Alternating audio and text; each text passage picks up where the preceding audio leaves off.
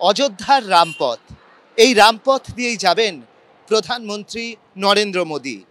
রামপথের দুদিকে আমরা যেরকমভাবে দেখতে পাচ্ছি নরেন্দ্র মোদীর ছবি রয়েছে এবং তার পাশাপাশি রয়েছে রামলালার ছবি, রাম মন্দিরের ছবি এবং লেখা রয়েছে দিব্য ভব্য নব্য অযোধ্যা। আরেক দিকে কিন্তু থাকছে মোহন ভাগবতের ছবি।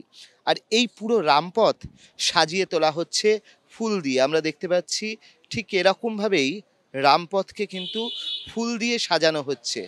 এই রামপথে কড়া নিরাপত্তা, এখান দিয়ে আজকে কিন্তু কোনো গাড়ি যাতায়াত করতে দেওয়া হচ্ছে না, যাদের অনুমতি আছে তাদের ছাড়া কাউকে যাতায়াত করতে দেওয়া হচ্ছে না। এই রামপথ এখন সাজানোর কাজ চলছে। যে আলোকস্তম্ভগুলো রয়েছে সেগুলোতেও যেরকমভাবে ফুলের মালা জড়ানো হচ্ছে, তার পাশাপাশি আমরা দেখতে পাচ্ছি এখানে ফুলের কাজ করা হচ্ছে। দাদা, এক কিতনা কিতনা দূর তক ये सजाएंगे आप लोग? लता मंगेशकर चौक, ये कहाँ से फूल कहाँ से लाए? कलकत्ता। कलकत्ता अच्छा, कब लाए?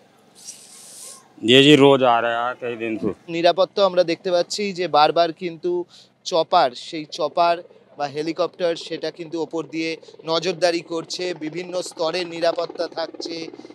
সেই নিরাপত্তা তো রয়েছে, কিন্তু কলকাতা থেকে যে ফুল নিয়ে আসা হয়েছে সেই ফুল দিয়েই কিন্তু এই যে রামপথ, সেই রামপথকে সাজিয়ে তোলা হচ্ছে এবং একদম এই রামপথ পুরোটা, অর্থাৎ লতা মঙ্গেশকর চক পর্যন্ত এই ধরনের মালা দিয়ে ভর্তি করে দেওয়া হচ্ছে।